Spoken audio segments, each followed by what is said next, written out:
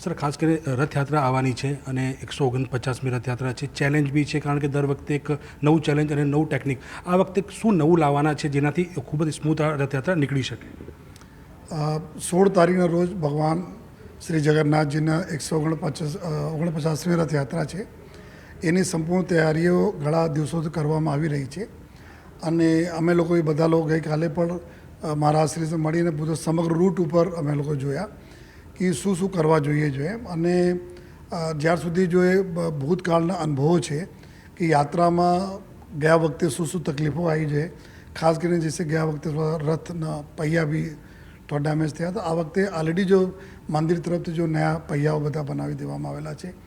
ટેકનોલોજીને અમે લોકો ભરપૂર ઉપયોગ એમાં કરવાના છીએ સમગ્ર રૂટ ઉપર जो हमारा सीसीटीवी कैमराज तो है, लेकिन आमा अमुक एक थोड़ा प्रॉब्लम आवे है जो पिक पॉकेटर भी एक समस्या रहे है. बाकी तो कायदा व्यवस्था दृष्टि बराबर है. तो आ लोग भी कोई पब्लिक साथ कोई अनबना मतलब कोई एवं बनाव नहीं बने जेથી કોઈને વસ્તુ જાય તો અમારે આ સીસીટીવીમાં FRS સિસ્ટમ જો હોય છે, ફેસ રિકોગ્નિશન સિસ્ટમ, જેટલા બી આ એન્ટી સોશિયલ એલિમેન્ટ્સ છે જો પહેલે ભૂતકાળમાં પકડાય છે એના બધા અમે લોકો ફોટો નાખીને જોઈએ આ વખતે અમે સોફ્ટવેરનો ઉપયોગ કરવાના છીએ જેથી આ લોકોને અમે આઈડેન્ટિફાઈ કરી શકીએ જોઈએ. સમગ્ર રૂટ ઉપર જો કન્ટિન્યુઅસ ડ્રોન કેમેરાઓથી જોઈએ પૂરા સુપરવિઝન ક્યાં વધારે લોકો દર્શનાર્થીઓની ભીડ જ્યાં થઈ રહી છે કેવી રીતે મેનેજ કરીએ કે જેથી જો ઇઝીલી બધા લોકોના ભગવાનને દર્શન થાય અને રથ બી સમયસર પણ ચાલતા રહે જોઈએ. લોકોનો જો પ્રેશર હોય છે, જો ઘણા બધા પોઈન્ટ છે જ્યાં અતિશય પ્રેશર રહે છે દર્શન કરવા માટે, તો એના કઈ રીતે ચેનલાઇઝ કરીએ, બેરિકેડિંગ ક્યાં લઈ જઈએ જોઈએ. તો આ બધા બી ભૂતકાળના અનુભવથી જો અમે લોકો શીખીને આ વખતે એના કરવાના છીએ જોઈએ. સાથોસાથ જો એ આ મંદિર તરફથી બી ખૂબ સારા સહયોગ છે, લોકો તરફથી સહયોગ છે, જેટલા બી શાંતિ સમિતિ છે જો એના તરફથી ખૂબ સહયોગ છે અને ખૂબ સારા માહોલ બી છે શહેરમાં જોઈએ. પરંતુ અમે લોકો કોઈ પણ પ્રકારના રિસ્ક લેવા માંગતા નથી, એના હિસાબ સંપૂર્ણ તૈયારીઓ કરીએ છીએ. સાથોસાથ આ વખતે અમારા બી અમે લોકો પ્લાનિંગ કરીએ છીએ કે કુછ ચાહે cyber crime awareness, anti drugs મૂવમેન્ટમાં એના બી અમે આ જ્યારે યાત્રા પ્રોસેસન થાય ત્યારે ચૂંકि લાખોના સંખ્યામાં લોકો રહે છે તો એના બી અમે અવેર કરીએ કે ભગવાન જગન્નાથજીના સાચી માનીએ કે આ બધા છે અમે દૂર રહીએ જોઈએ.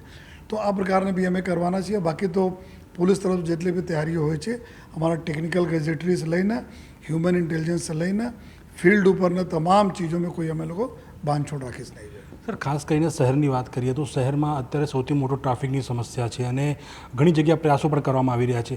પણ એવી પણ વાત સામે આવી છે કે ઘણા બધા સીસીટીવી બંધ હાલતમાં જોવા મળી રહ્યા છે કે જેમાં આપણને તકલીફ પડી રહી છે. એના માટે શું પ્લાનિંગ હશે કે સીસીટીવી જો બંધ હશે તો આપણે પર્ટિક્યુલર એ સુરક્ષાની વ્યવસ્થા નહીં કરી શકીએ?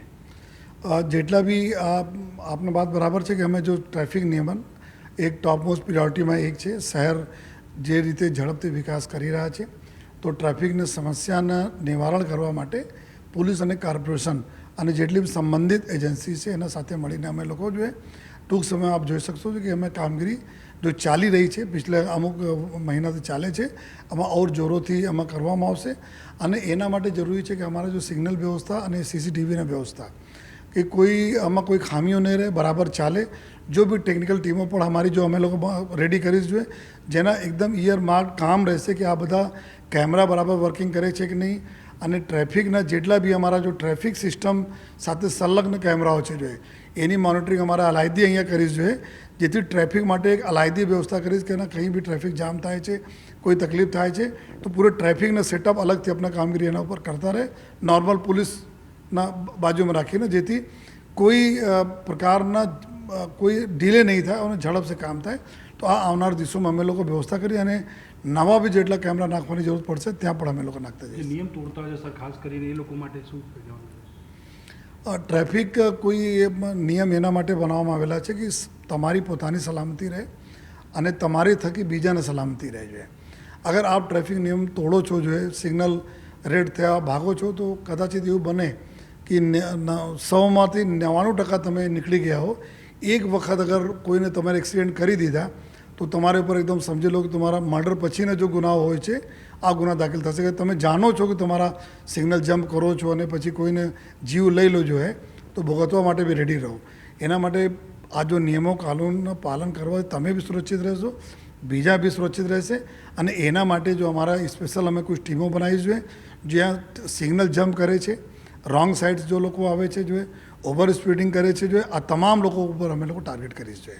સર એક એવું મહત્વનો પ્રશ્ન છે કે આ પાયાની પહેલાં જેસીબી ક્રાઇમ ઉપર એક નોટેરિયસ વ્યક્તિ છે તેને હુમલા કરવાની કોશિશ કરી.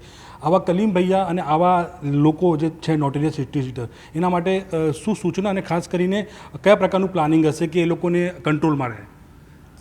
એવા લુખાઓને જ્યારે જેસીબી ક્રાઇમ ઉપર હુમલો થયા અને પછી સ્વ બચાવમાં એના બી ઉપર ફાયરિંગ કરવામાં આવી તો એકદમ સ્પષ્ટ સંદેશ છે કે આ ગુજરાત પોલીસના ભાગરૂપે અમે લોકો અમદાવાદ પોલીસ પણ એવા કોઈ લુખ્ખા લફંગાઓના અગર કોઈ પણ પ્રકારથી કાયદાની વ્યવસ્થા હાથમાં લેશે જોઈએ, કોઈ પણ અમારી પ્રજાને રંજાડશે, પબ્લિકને રંજાડશે તો આ જ પ્રકારના એક્શન માટે રેડી રહે જોઈએ. બેટર છે કે તમે કાયદામાં રહો અને કોઈને હેરાન નહીં કરો. તમે આપને લાઈન ચાલો તો પોલીસ બી તમે હેરાન નહીં કરશે, નહીં તો પોલીસ સખત તમારી લાઈફ નરક બનાવી દેશે. એવી બધાને અમે એક તરહ સે વોર્નિંગ પણ આપીએ છીએ અને એક બાર સૂચન બી આપીએ, સલાહ બી આપીએ છીએ કે સુધરી જાઓ, આ તમારે માટે બહુ ફાયદામાં રહેશે.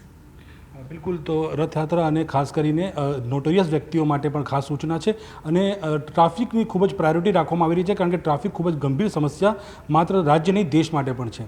કેમેરામેન નિલેશ સોસા સાથે નવીન ઝા, ન્યૂઝ 18 ગુજરાતી, અમદાવાદ.